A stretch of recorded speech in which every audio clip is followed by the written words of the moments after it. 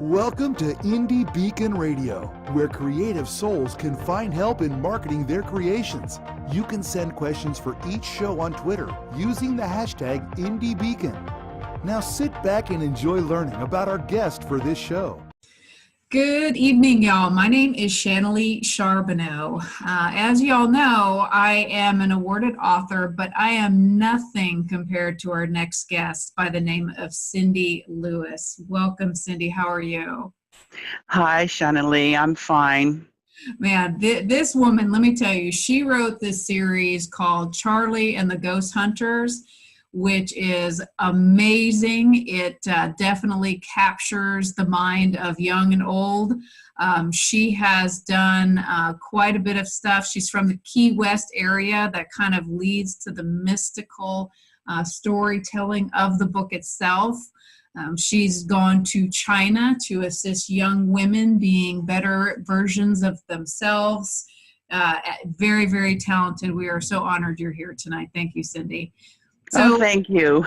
Absolutely. So let's start off. So tell me a little bit about yourself as a person and how you started writing and how Charlie was born.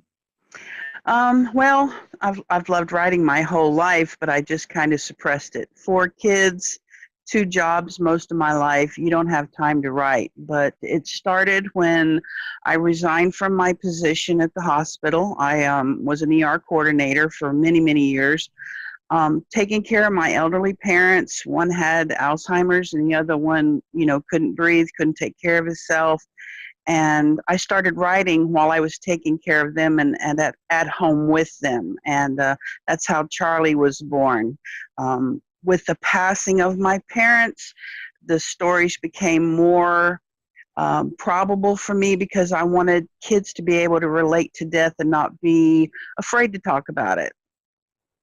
Wow, I did not know that. So kind of in the midst of being in this death moment, you kind of was this beacon of light, teaching children that it's just a kind of a rite of passage, Yes. and just let me state the viewers, you're not seeing Cindy, and the reason why you're not seeing her is Hurricane Michael did destroy most of the Keys, and they're still recovering after all this time. So if you ever wonder how a hurricane can devastate an area. So if you're wondering why you don't see her beautiful face, that's why. So Charlie was born, and talk a little bit about Key West. And I've been there. Finally, I got there. What a beautiful island! It is mystical. It does lend to. I thought about your book often and wondered what Charlie searched out, what ghosts he hunted at Key West. Well, book 4 covered the Keys and Key West, and I had a lot of fun with it because I do a lot of research in all my books, whether it's the kids or adults or the books that I write. But I had a lot of fun. The kids went down to Duval Street. I know you went down Duval, and you've seen the characters that line those streets. And with the ghosts, the kids can see the ghosts. So them walking down Duval Street and seeing people dressed as pirates, or you saw the flarity of everyone's, how they looked in Key West. And the kids were having trouble. They'd look at each other when they were walking down Duval Street, and they is that a ghost or is that a person? So I had a lot of fun with Key West, and I planted them on Bay of Honda. They were staying there camping, and there was this big legend of Big Mo, the big hammerhead shark that's like 30 or 40 feet long. And see, I brought in a ghost bear. There were animals as well as people in the Charlie series, and the ghost bear goes to save a little duck that's getting ready to be ate by the big bad shark, and all you see is this shark being tossed up in the water in the book, and everybody's standing on the shore wondering what's going on with this shark. They don't see the bear. So I had a lot of fun. It was cool writing that one. So how many awards have you won? I've won 4 to date, but it was for my romantic comedy, which was an adult book, Almost India, and there's a funny story about that one. Oh, please tell. Well, In the midst of writing, I think I was on my third Charlie book. I needed a break from getting myself down to the level of kids, because you really do have to almost think in your mind like, when you were younger, what did you go through? So I was kind of getting burned out a little bit about that. And I said, I'm going to sit down and I'm going to write me a comedy and just break the chain of being a kid. And I wrote India in 6 weeks. Now that's a lot for a book, for a novella or a novel.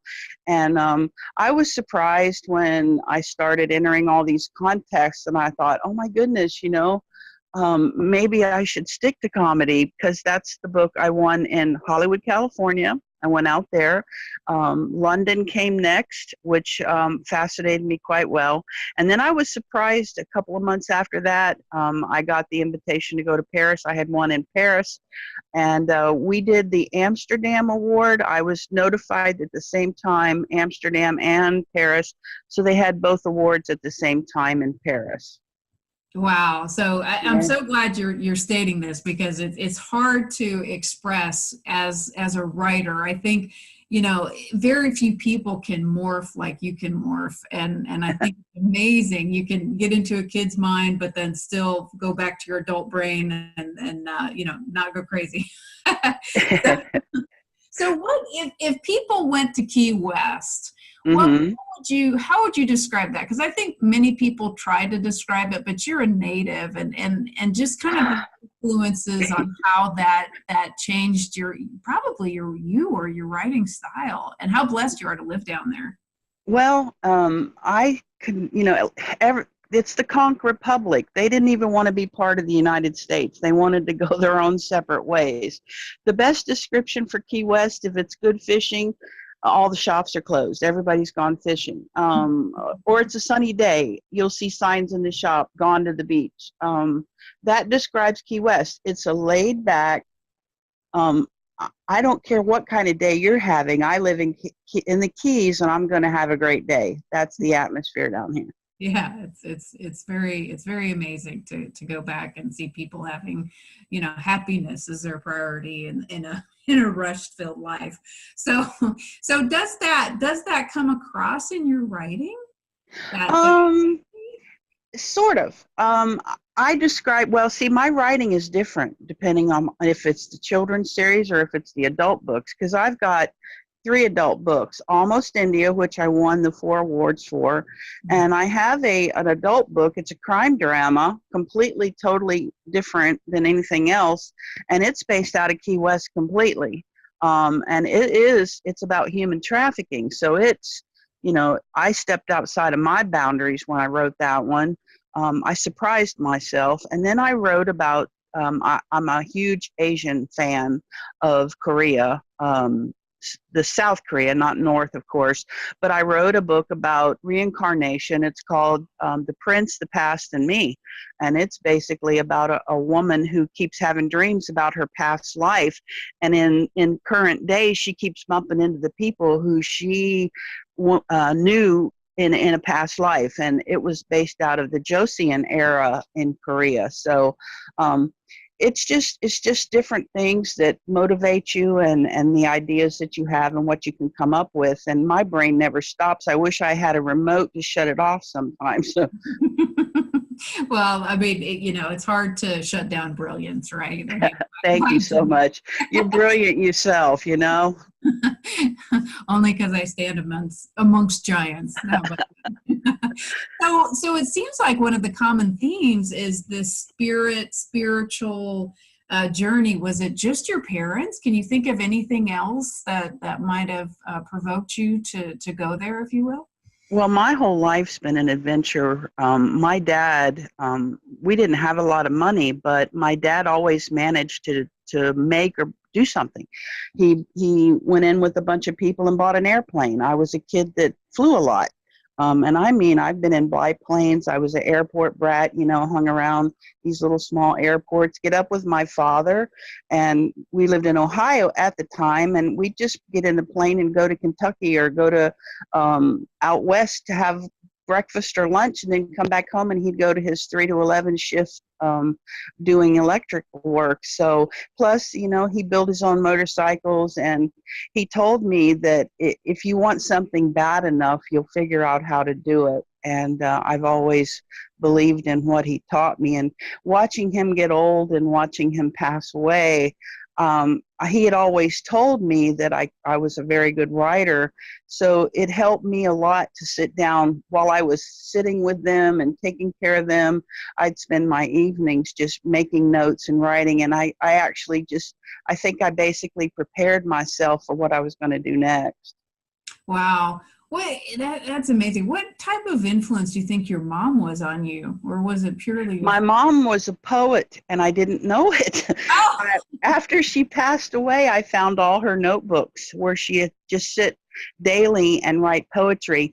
And I think somewhere she knew she had Alzheimer's, and she was making notes to herself. She would say, Cindy visited me today, and we sat down and talked about this. So it was a very, because one of my features in my books is I write a poem about each story, and that kicks off the book.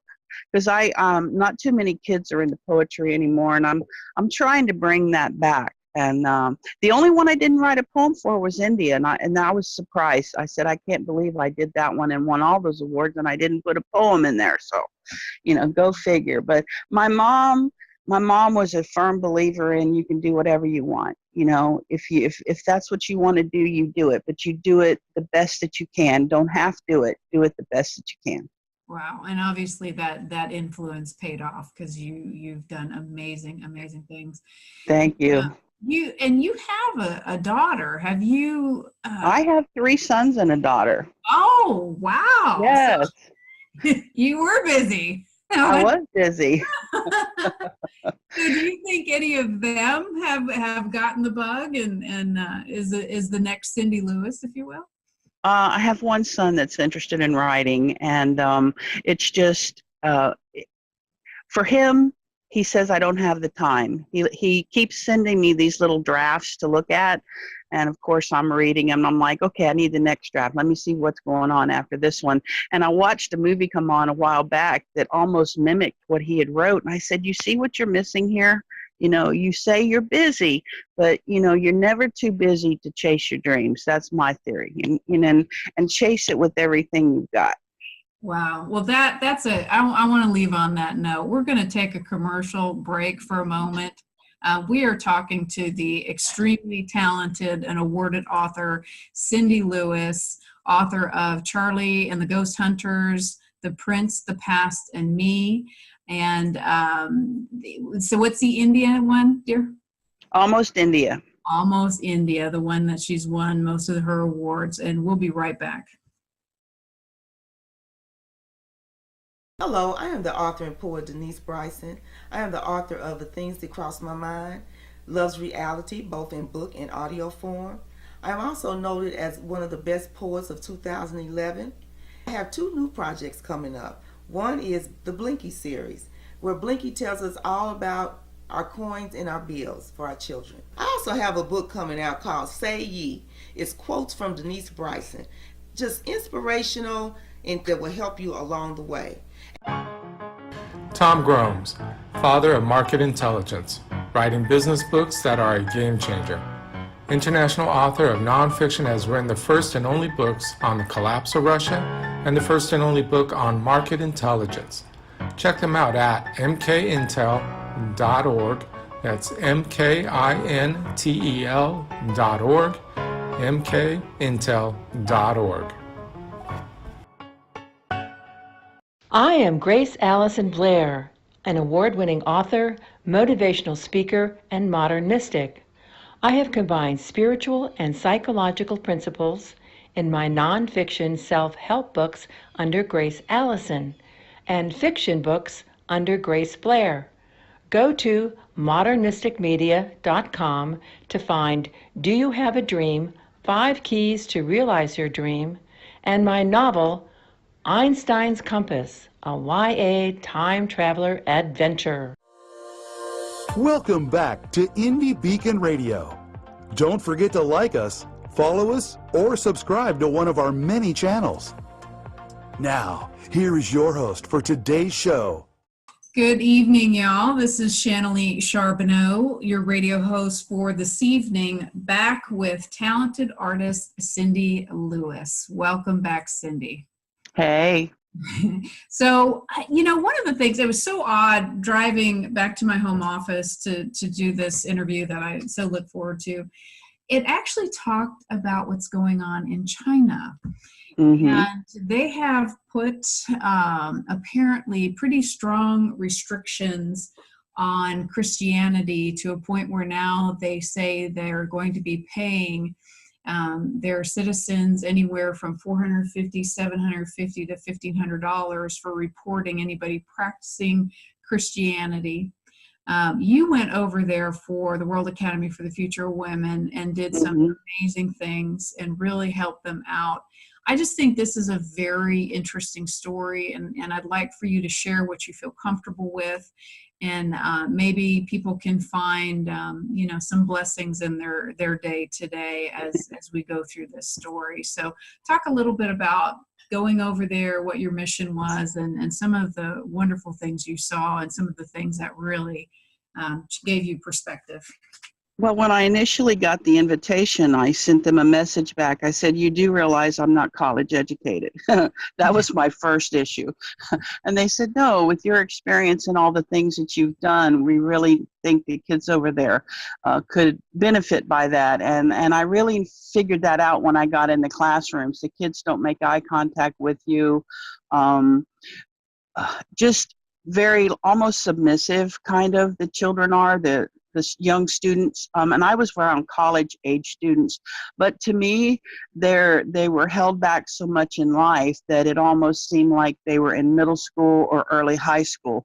They didn't act like college students at all, but you got to realize in China, from elementary on through the middle schools and the high schools, they're training for the college entrance exam, and that's it.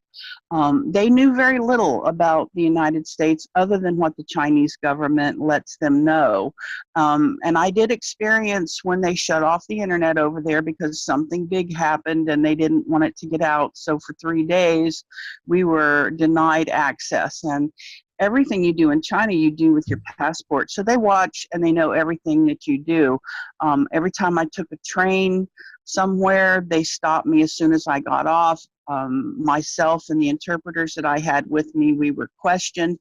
Most of the time I didn't feel like I was in a communist atmosphere, but I had a couple of things happen to me that, brought home to the fact that that's what happens. There was a public execution while I was there, but I didn't go.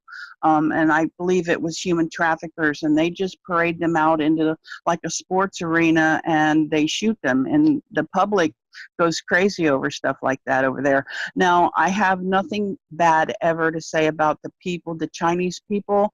They hosted me, and I went into some very poor areas and saw things that, a lot of American kids should have to go over and experience some of that. They'd come back to America and kiss the ground because the hardships over there. I was in one of the smallest, poorest cities in China, but there was still over, 1.2 million people in this one particular area where Sias International University is. One of the kids asked me, why do most of the Chinese that go to America not come back? And I said, because everything you do here in China is difficult and hard. And I said, it's a whole different lifestyle in America. So, I did get detained. I had problems. I overstayed my visa. It was just an error that happened because the lady that runs the World Academy had asked me to stay longer. I was working with the kids. I was working with some of the people there at the university to better program the World Academy, and I overstayed my visa, but it cost the Academy a big fine, and they detained me for a while, and it was just a very humbling experience for me. I'm 7,000 miles away from home, and nobody speaks English unless you go into the real big cities, and then it's very hard. I was at the Beijing airport all by myself, but 2 college kids come up to me. That's a common thing. They go up to foreigners and they want to practice their English. Well, when they they asked me why I was sitting there crying, and I was telling them that, I was kind of stuck in the airport, and couldn't get on my flight, and I didn't know what I was going to do. But they actually made sure I got to a hotel. They called the next morning and said, "Are you going to be able to get a flight out?" Now, these are two kids, 20 years old, and they said, "Well, if the school doesn't come get you, you don't get your flight. Our parents are coming to get you." And this is how the people treat you over there. They treat you, even if they don't have food, they will give you the last food that they have. I have high respect for the people over there. The systems, the communism, it's real. Yes, I saw them hiding to do religious services. Wow. So we take a lot for granted here. Yeah, we do, and I think that changes you. And how do you plan to use that in any of your future stories? Have you already? Well, I take everything I do in my life will probably end up in my books. I mean, that's just the way how my brain works, and it's from your experiences that you learn to write. I mean, everything you've done in your lifetime, you can think about a time when you fell out of a tree. I mean, that's, you can relate to that, and the people can relate to that in your books. And I went to China. I was in the middle of working on one of the Charlie books called The Last Soldiers, about the terracotta soldiers. So when they invited me to go to China, I was like, oh my gosh, yes, please, because I really wanted to experience the culture over there for the simplicity and the realistic writing for it's called The Last Soldier, and it's about one of the generals who died and bled into the clay that was eventually made into the terracotta soldiers. And the kids go over to China and they meet this soldier and they help him move on. That's what Charlie's all about. They meet people in history. They figure out what their problem. Do they want to go? Do they want to stay? And how can they help them? So that's what Charlie was my idea, to help kids get through the passing of a loved one, because they can relate. They can, those kids are like my kids now, every one of them in the Charlie series, and that's why I relate to them so well. Now, you have a future project coming up that you're working on. Absolutely think this is brilliant. Can't wait to see it in form. It will be the Charlie book. Yeah. I was watching Beauty and the Beast, the version with Emma Watts, and I'm sitting there watching the antiques in the castle talking to each other, and it just hit me like, I call my book ideas epiphanies. What I have for this one will be this little girl. She's probably going to be about 8 years old.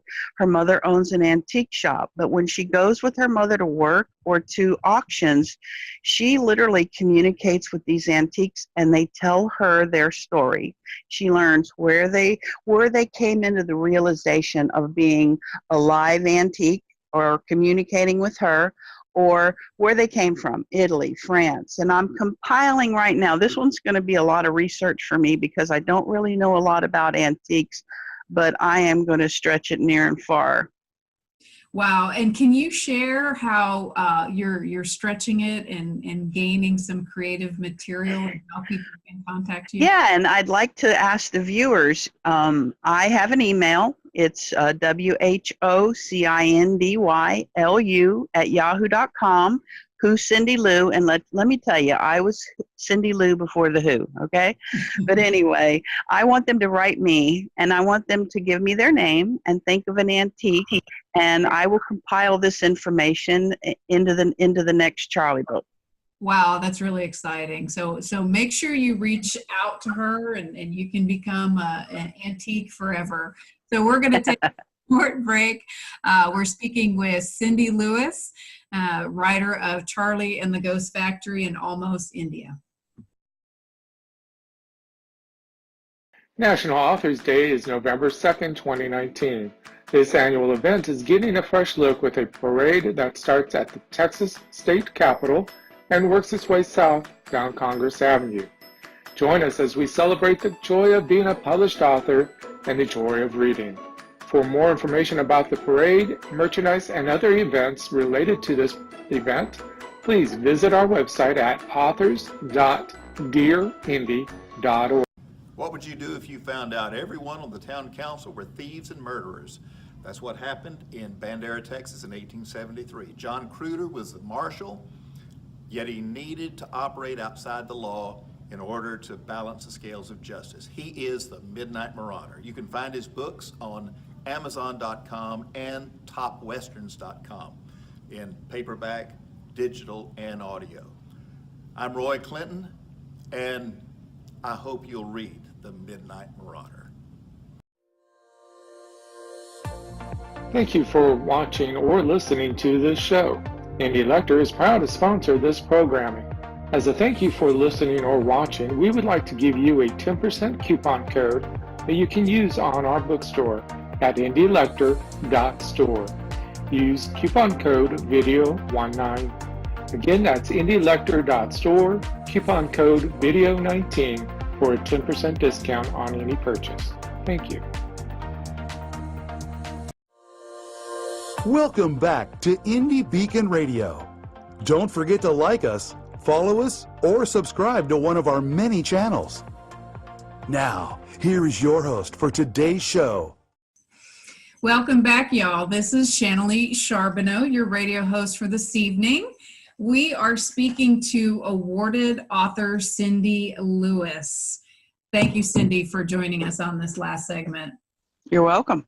So we, and just in case you've joined us midstream, we cannot see Cindy because Key West is, she might be sipping on her margarita, but they are having trouble with the internet. So that would be a hard judgment call, you know, more margarita, less internet. So we're unsure to call in.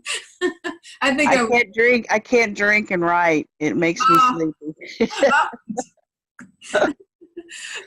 You know, I had going through college, I had a math teacher that, you know, they got to a point where the math homework was so treacherous that he literally, to a group of, I think we were 20 at the time, it was probably bad advice. He said, drink a beer, go back to your homework.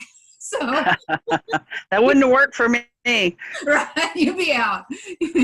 So what is next for Cindy Lewis? What's going on? Where are you going next? I think you're doing a book tours on the Keys. Is that correct? Well, my plan is I'm getting with some of the museums down here, and there are a lot, and I'm going to start doing meeting events, meet and greets. I'm also compiling two different concepts, one for the schools, talk about China and talk about writing and talking about chasing your dreams. And I'm going to hit all the schools in the area all the way up to Isla Morada. I want people to know about China. I think it's very important that we learn things from other places, and that's a big one. But I also want to teach people to write. The biggest question I get is I can start a book, but I can't finish. I get about halfway and I'm not done. And my advice to them is music. But I want to show people, and I'll do things online with people. If they really want to write, I'll let them ask me the questions, and we'll both learn. Wow.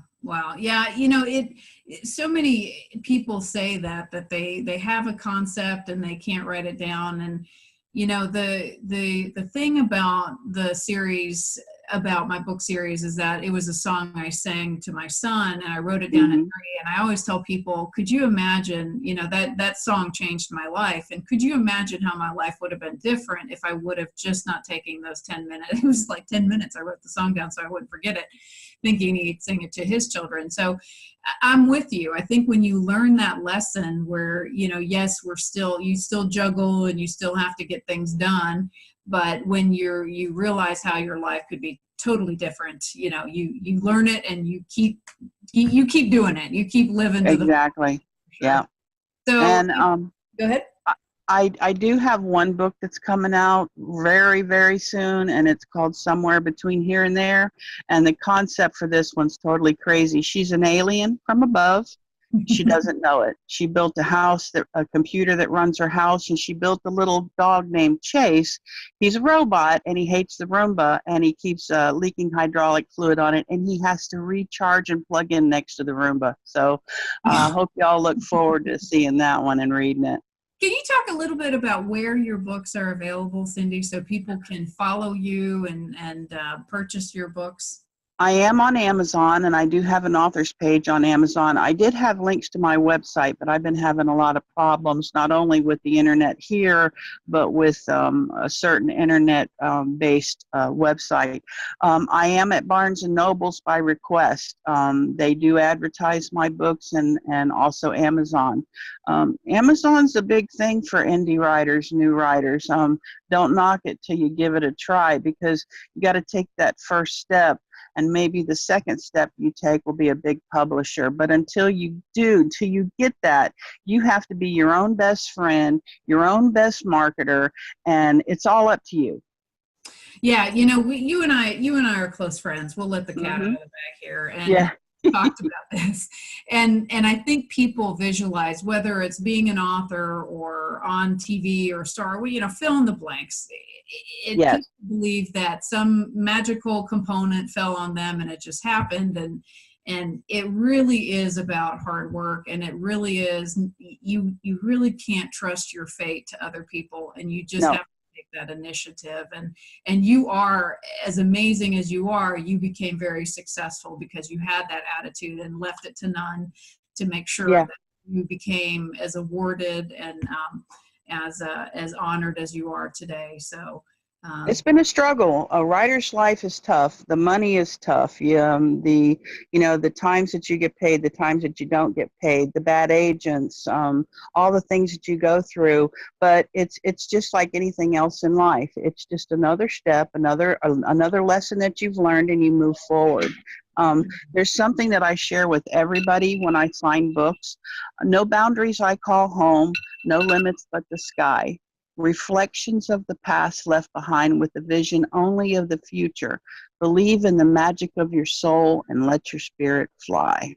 Wow, we're going to end on that, Cindy, because we are speaking to the talented and awarded author Cindy Lewis, author of Charlie and the Ghost Hunters, Almost India, and The Prince, the Past, and Me. Thank you so much for joining us this evening, and good night.